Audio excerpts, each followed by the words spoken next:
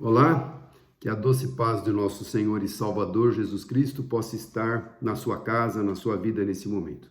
É um prazer imenso poder estar mais uma vez meditando um pouquinho com você na palavra de Deus. A palavra de Deus é viva e ela se renova a cada dia.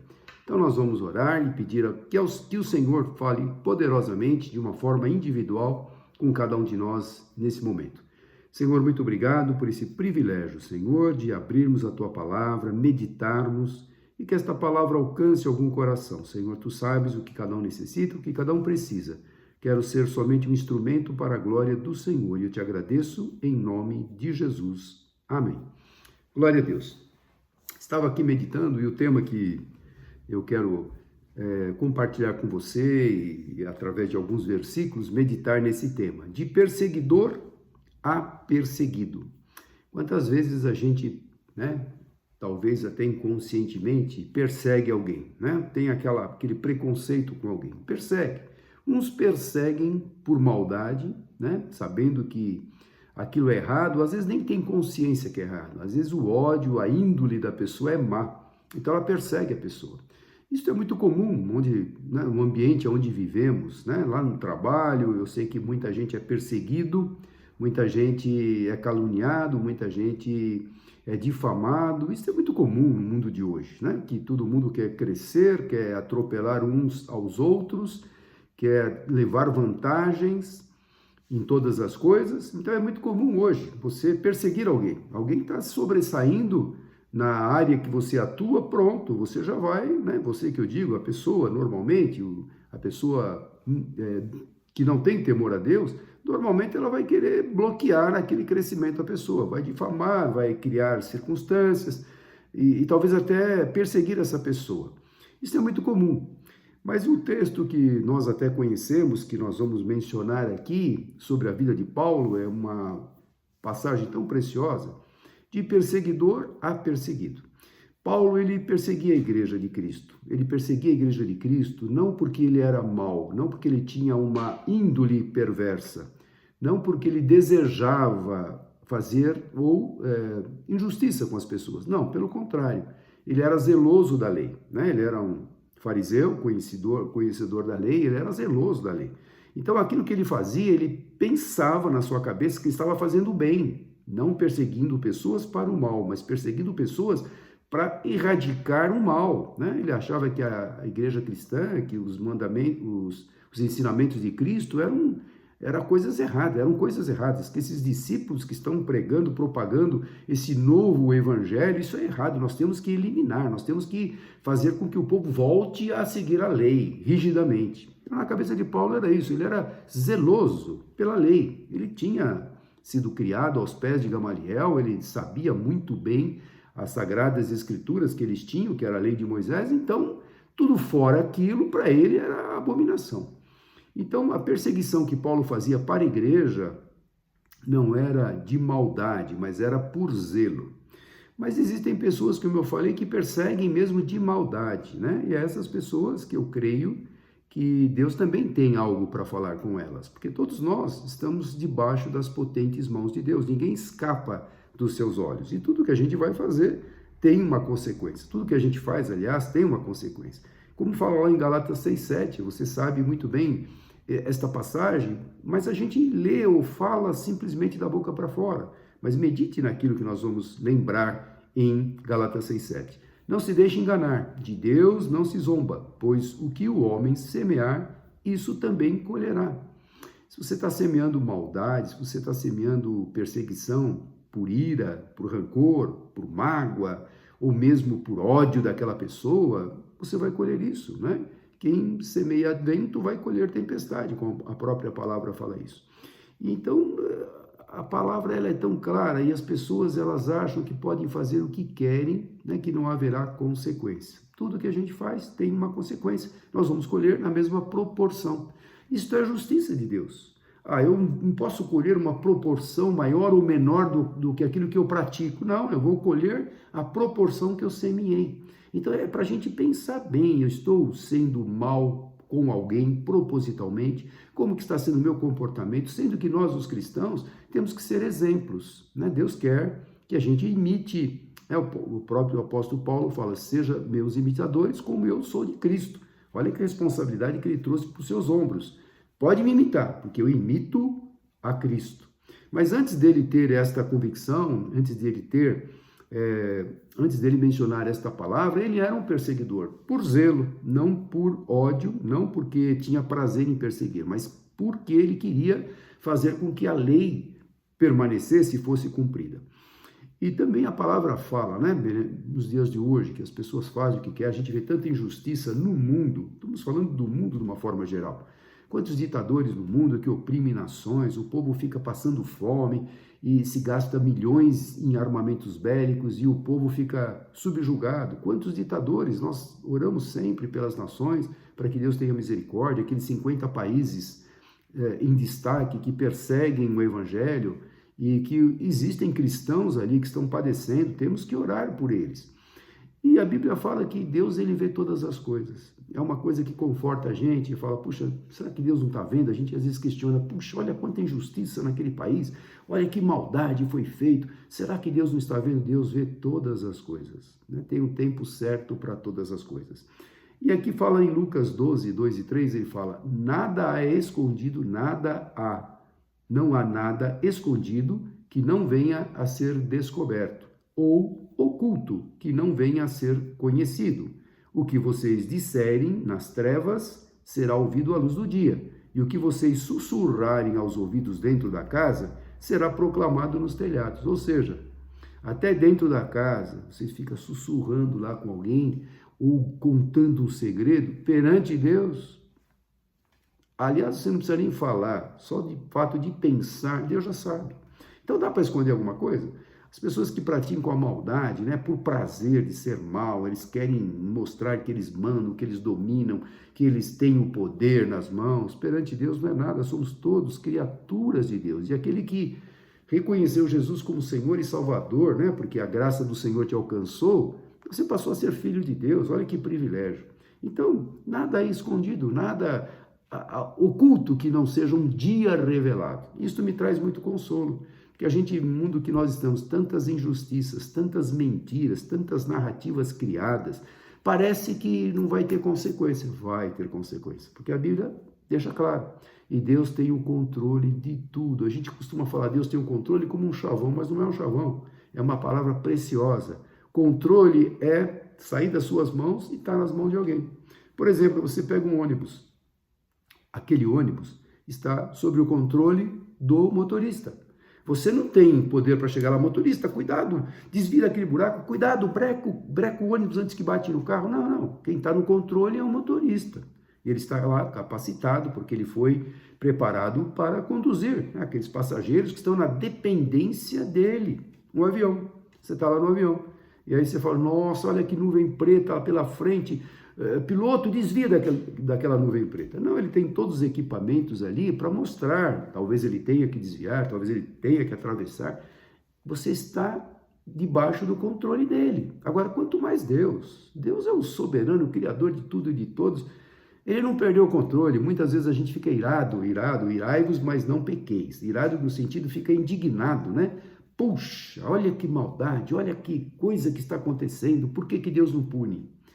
Deus está vendo, nada há escondido ou oculto que não seja um dia revelado. E tudo que você semear vai colher, sim, é a lei da semeadura. Né?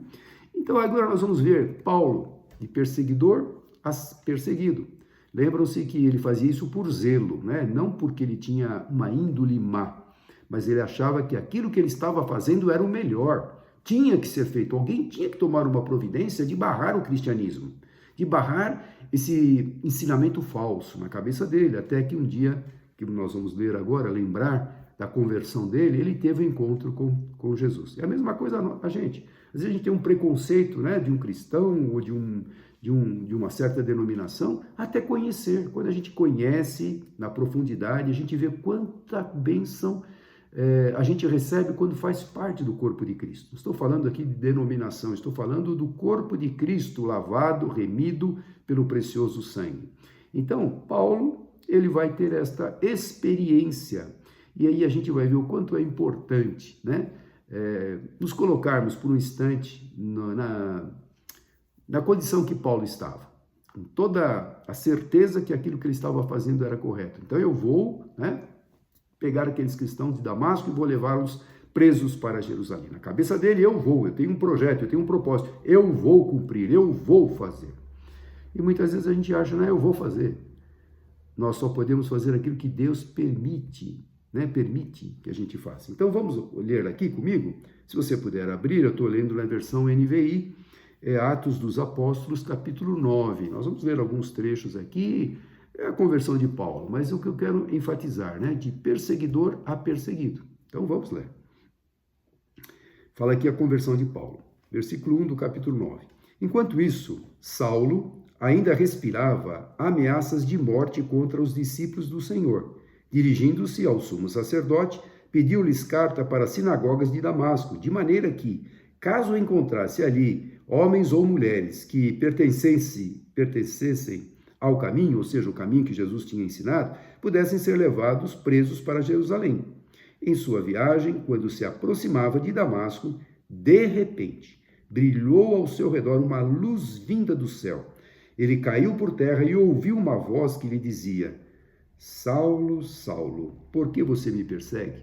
Você já parou para pensar? Ele está naquela certeza que o projeto dele é o melhor. Aí vem aquela luz, que você vai ver na sequência, cegou os olhos dele, mas ele caiu por terra. E aquela voz suave, aquele clarão que cegou a vista, mas veio uma voz suave, Saulo, Saulo, por que você me persegue? Quantas vezes a gente persegue alguém sem saber? Estamos impondo um jugo sobre alguém, às vezes dentro da família, um jugo pesado, e a pessoa está sendo oprimida, às vezes o marido oprimindo a esposa, ou vice-versa, ou os filhos. Para um pouquinho, peça sabedoria, peça discernimento, para que você saiba conduzir o seu lar, no trabalho, seja onde for, que você saiba conduzir as coisas na direção do Senhor. Mas eu posso ver aqui, quantos cristãos, seguidores de Jesus, ele já havia prendido. Ele consentiu na morte de Estevão. Estevão foi apedrejado e depositaram a capa de Pedro aos seus pés. Ou seja, ele estava lá quando Estevão, o primeiro mártir, inocente, foi apedrejado. Já pensou você ver alguém morrendo na sua frente sendo apedrejado?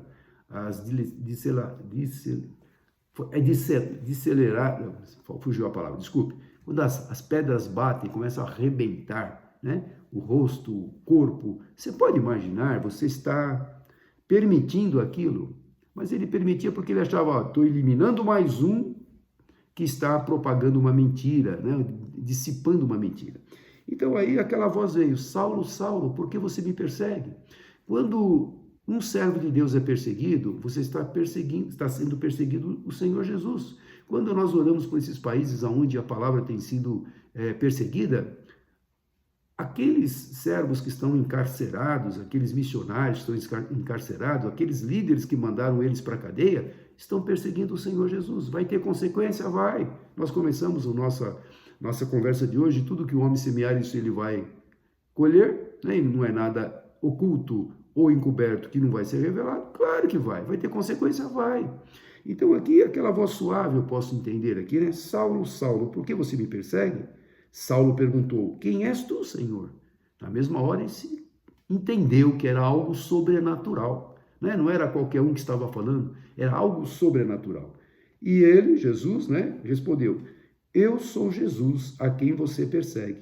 Levante-se, entre na cidade e alguém dirá o que você deve fazer. Eu sou Jesus.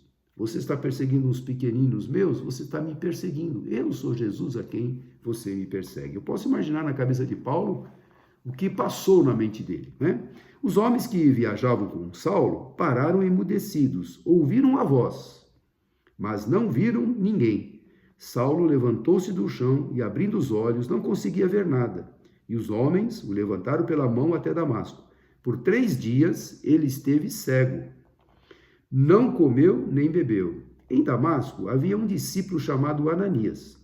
O Senhor o chamou numa visão. Ananias, eis-me aqui, Senhor, respondeu ele. O Senhor lhe disse: vá à casa de Judas, na rua chamada Direita, e pergunte por um homem de Tarso chamado Saulo. Ele está orando. Numa visão, viu um homem chamado Ananias chegar e lhe impor-lhes as mãos para que voltasse a ver. Respondeu Ananias: Senhor, tenho ouvido muita coisa a respeito desse homem e de todo o mal que ele tem feito aos teus santos em Jerusalém. Então, Saulo era conhecido pelos cristãos por todo o mal que ele havia feito.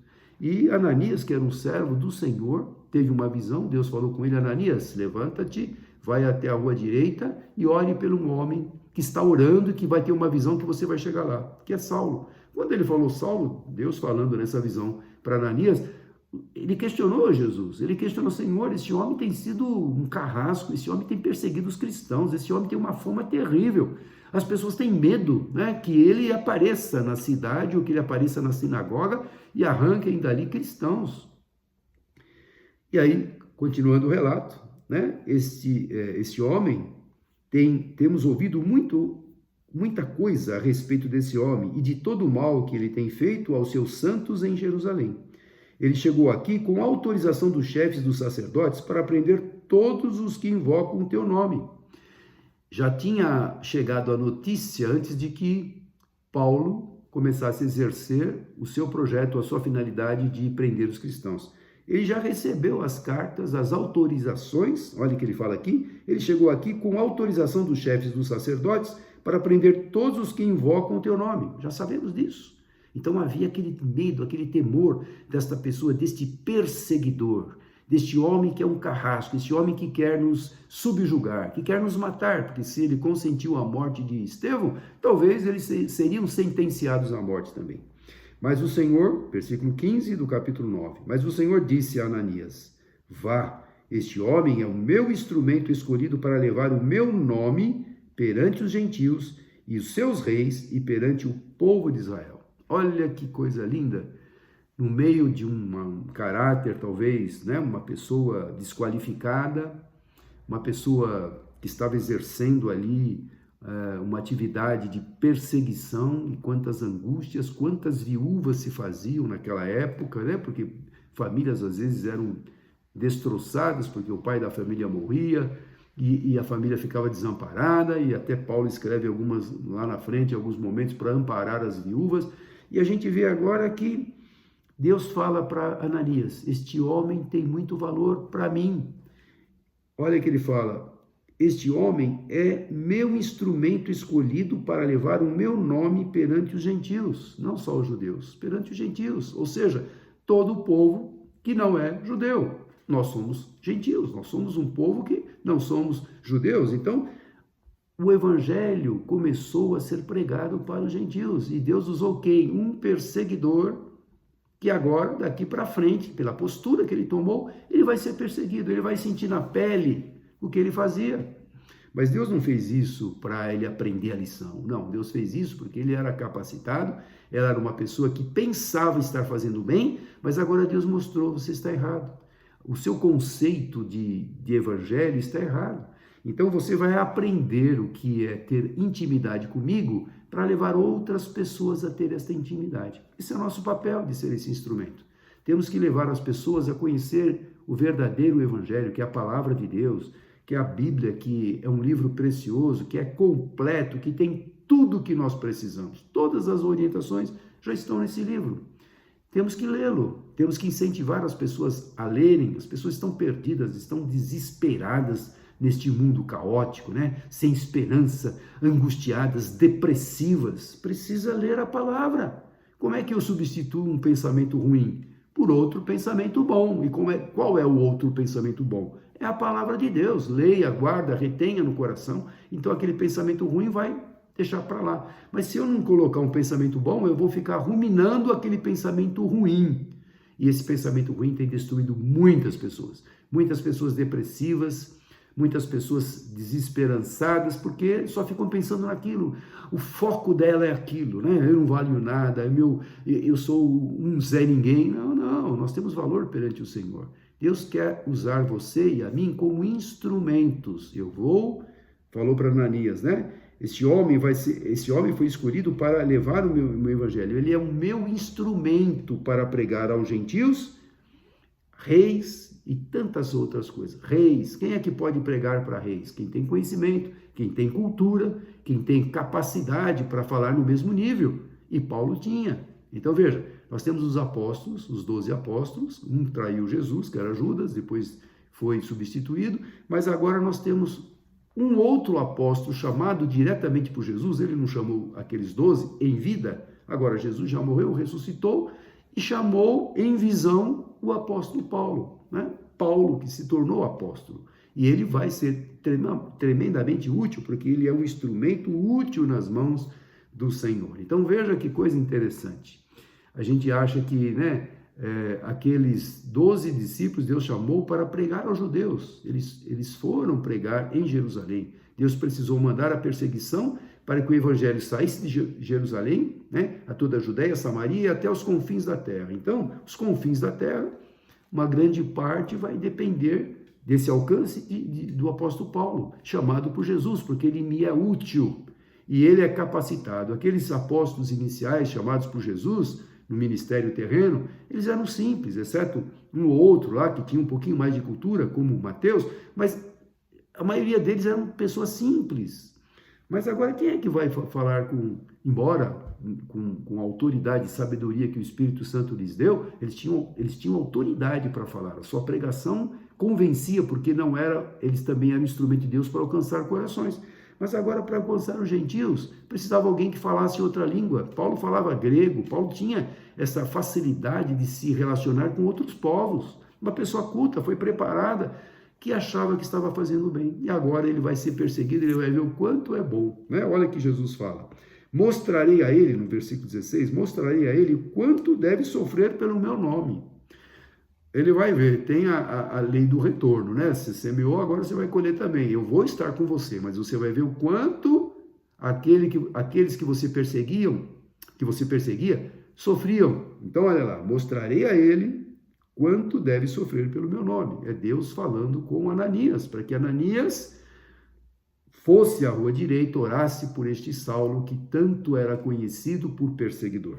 Versículo 17. Então Ananias foi, entrou na casa, pôs as mãos sobre Saulo e disse: Irmão Saulo, o Senhor Jesus, que apareceu no caminho por onde você vinha, enviou-me para que você volte a ver e seja cheio do Espírito Santo. Ele estava cego por 3 dias.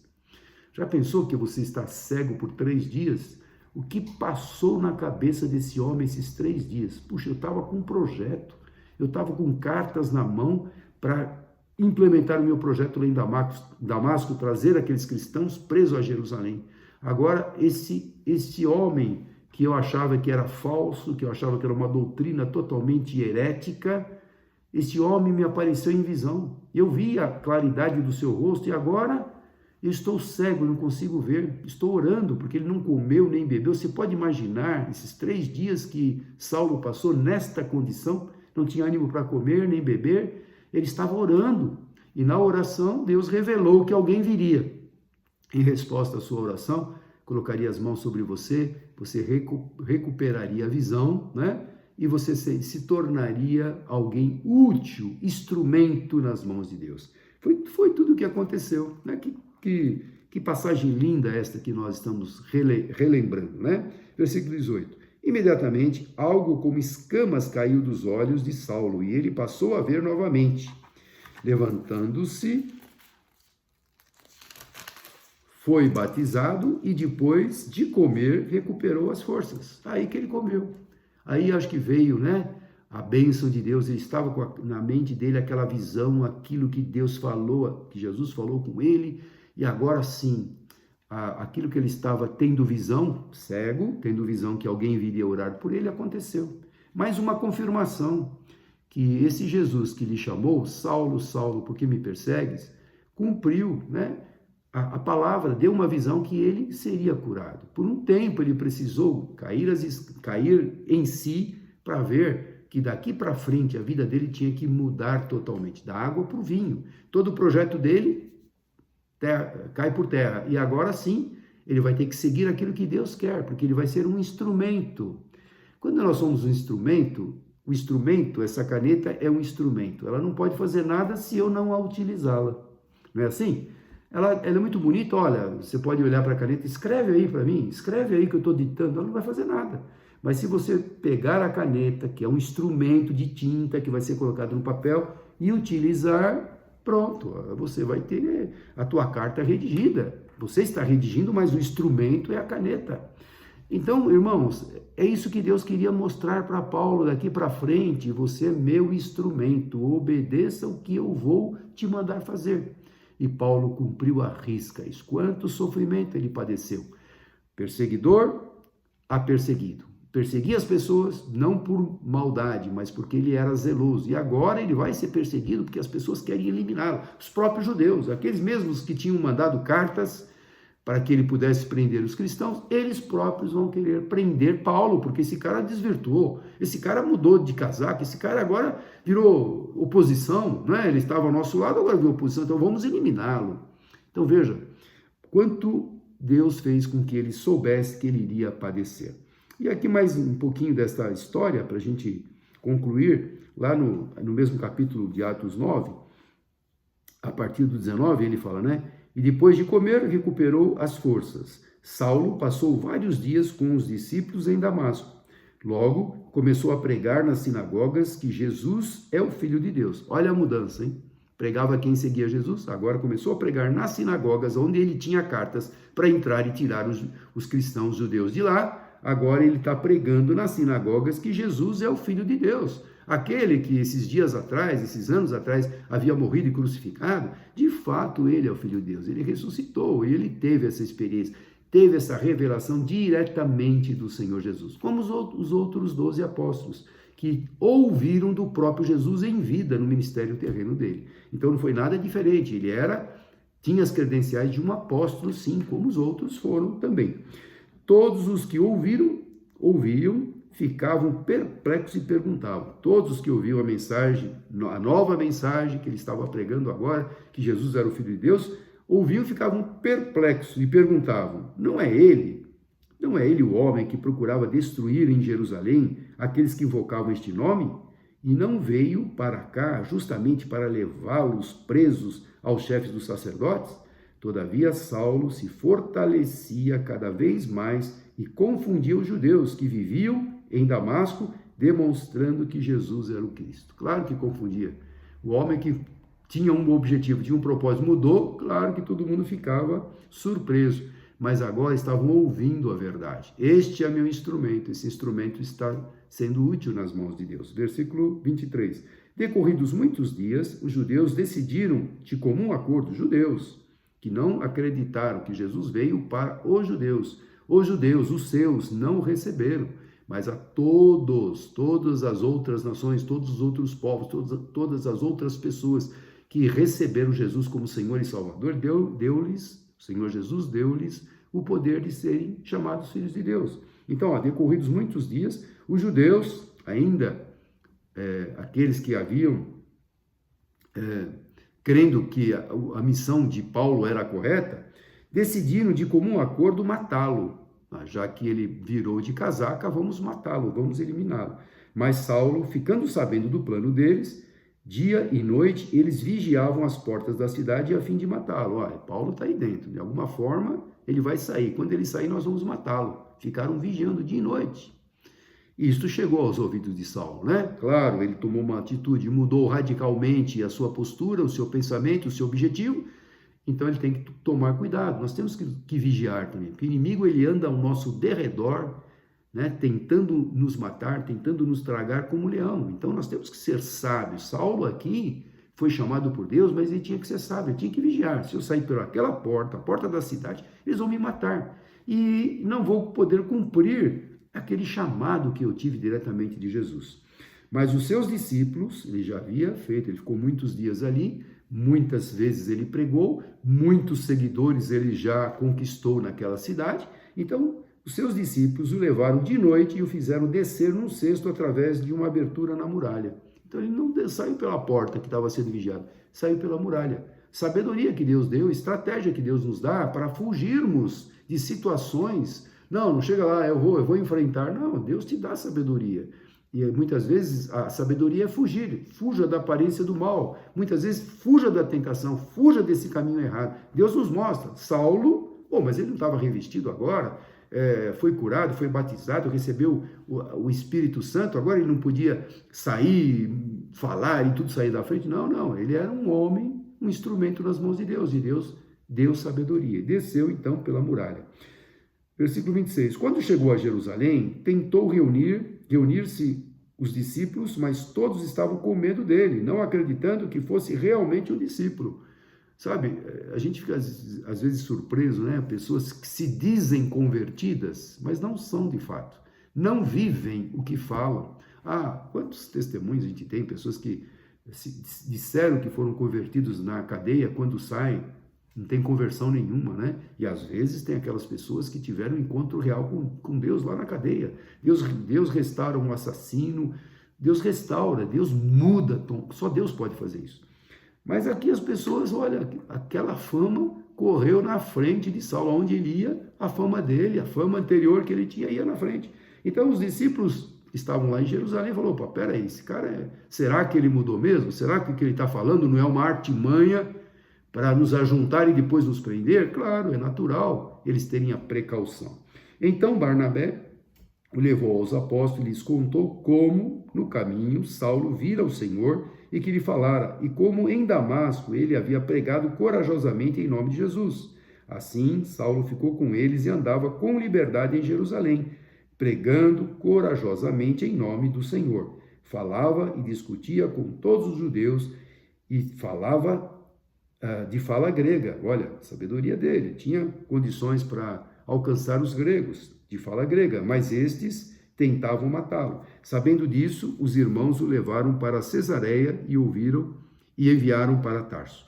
A igreja passava por um período de paz em toda a Judéia, Galiléia e Samaria. Ela se edificava e encorajada pelo Espírito Santo, crescia em número, vivendo no temor do Senhor. Isto foi o início da igreja cristã, né? Com Paulo, estas coisas aconteceram. Então, de perseguidor a perseguido. Meu irmão, faz aí uma análise. Será que a gente não está perseguindo alguém, não? Será que na nossa pequenez a gente acha que está fazendo uma coisa boa e não está sendo um péssimo instrumento? Deus espera que você seja útil nas mãos dele. Esse é o objetivo de Deus. Nós somos chamados por um propósito. O motivo da nossa existência é para glorificar, para exaltar o Senhor, para testemunharmos, para brilharmos nesse mundo tenebroso, caído, perverso, um mundo sem paz, sem alegria, sem perspectiva, sem esperança, mas nós somos a luz de Cristo que tem que brilhar em nós. Nós somos este canal, esse instrumento para alcançar vidas. Seja um instrumento nas mãos de Deus. Eu não sei, peça sabedoria. Senhor, coloca, nem que seja uma pessoa, Deus pode te usar para ser grande bênção para esta pessoa. Se essa mensagem te tocou, passe para alguém também, para que alguém seja alcançado. Eu não sei, os corações que vão ver, as pessoas que vão assistir esse pequeno vídeo que nós estamos gravando hoje, mas Deus sabe, de repente pode alcançar uma pessoa, e se alcançar uma pessoa, meu irmão, eu glorifico a Deus. Se uma pessoa for alcançada pela palavra que nós estamos lendo, nós estamos só lendo a palavra, só estamos aqui explicando esse trecho da conversão de Paulo, que é tão conhecido. Então, aí terminando, está lá em Hebreus 4,13, agora indo a Hebreus, o autor de Hebreus diz assim, nada em toda a criação está oculto aos olhos de Deus. Tudo está descoberto e exposto diante dos olhos daquele a quem havemos de prestar contas. Nós vamos prestar contas. Começamos esta mensagem dizendo que tudo de Deus ninguém se zomba, tudo que o homem semear isso ele vai colher, mas além disso, cada um de nós, né? Toda a criação, nada em toda a criação está oculto aos olhos de Deus. Tudo está descoberto e exposto diante dos olhos daquele a quem havemos de prestar contas. Perseguidores, déspotas, ditadores, seja quem for, se estiver fazendo algo que esteja perseguindo, que esteja oprimindo, que esteja fazendo injustiça, vai prestar contas. Não, eu estou no poder, eu mando, eu desmando. Vai prestar contas a Deus. Não tem como. E esse Deus é o justo juiz. Ele tem poder e autoridade para julgar. Paulo falando aos Romanos 14, 12, ele fala assim, cada um de nós prestará contas de si mesmo a Deus, reforçando. Toda a criação vai prestar contas, e Paulo falando aos Romanos, assim cada um de nós prestará contas de si. Eu não vou prestar contas do meu irmão, de você ou de alguém, não, de mim mesmo, os meus atos. Eu tenho livre-arbítrio, eu escolho tomar as minhas decisões. Deus me deu essa liberdade, só que eu vou prestar contas daquilo que eu estou escolhendo. E aí, em Romanos também, para nós terminarmos, ele fala assim, Romanos 12, 36, 37. Mas eu digo que no dia do juízo, no dia que nós vamos prestar contas, os homens haverão de dar conta de cada palavra inútil que tiverem falado. Cada palavra inútil. Quantas palavras boas poderíamos ter proferido e não falamos palavras boas, falamos palavras inúteis. Palavras que poderiam ser revertidas em bênção para aquele que está nos ouvindo. Porque se nós somos instrumentos, esse instrumento tem uma finalidade, de ser usado para uma finalidade. Então fale palavras de amor. E não há palavra melhor de você proferir para alguém do que a palavra de Deus. Não há. Esta palavra não volta vazia, não é? Então fale a palavra de Deus. Para falar a palavra de Deus, você tem que reter no coração, você tem que ler, tem que guardar, tem que meditar, tem que pensar, tem que se alimentar dela, aí você tem o que falar, não é? Você pode começar um assunto simples, olha o tempo, olha, você viu o que aconteceu, aquele acidente, olha o jornal falou isso, e dali você pode mostrar, né, como Deus deu um livramento, como Deus protegeu, como Deus abençoou, como Deus que vê todas as coisas vai julgar. Tem motivos de a gente poder abrir uma conversa simples, mas entrar naquilo que de fato Deus espera. Fale do amor de Deus. Mas eu digo que no dia do juízo, os homens haverão de dar contas de toda a palavra inútil que tiverem falado. E aí ele conclui, pois por suas palavras vocês serão absolvidos e por suas palavras serão condenados. Olha o poder da palavra. Cuidado no que você fala, cuidado naquilo que você profere com os seus lábios. Pode estar magoando, pode estar com as palavras perseguindo, pode estar com as palavras destruindo, palavras às vezes propositalmente maldosas. Eu quero falar para machucar mesmo. Quero mostrar que eu estou indignado. Então você fala a palavra para colocar a pessoa no chão. Quando o Senhor nos chama, né? Saulo, Saulo, por que você me persegue? Não é assim, Saulo, para de me perseguir. Não, Saulo, Saulo, aquela palavra doce que tocou o coração. Por que você me persegue? Qual o motivo? Eu sou o Salvador. E aí você viu o que aconteceu na vida dele, né? Então, as palavras nossas vão ser, né? Por nossas palavras nós vamos ser absolvidos ou condenados. Medite antes de falar. Peça sabedoria ao Senhor. Que o Senhor possa estar com você, te orientando, te capacitando na sua vida espiritual, no seu caminhar na área cristã. Curva a sua cabeça mais um instante. Senhor, muito obrigado por esta palavra maravilhosa, que só lemos a tua palavra, ela enche e preenche o nosso coração. Obrigado, Senhor. Fala com cada um que está me vendo, que está me ouvindo, aqueles que porventura ainda ouvirão esta mensagem. O Senhor sabe aonde deve tocar em cada coração, como tocar. Mas que todos nós possamos ter este esclarecimento, que temos que ter cuidado com as nossas atitudes e com as nossas palavras, e também de sermos um instrumento poderoso nas tuas mãos. Usa-nos a todos, eu te peço, em nome de Jesus. Amém. Que Deus te abençoe, né? Receba a bênção do Senhor e que você possa ter uma semana de paz, feliz, abençoada, sabendo que Jesus tem prazer em te orientar em todas as coisas. Peça sabedoria a Ele. Que a graça de nosso Senhor e Salvador Jesus Cristo, o amor de Deus Pai, a doce comunhão e consolação do poder do Espírito Santo de Deus esteja sobre todos vós, hoje e para todo sempre. Amém. Se tiver alguém do teu lado, dá um abraço gostoso. Deus abençoe, uma ótima semana.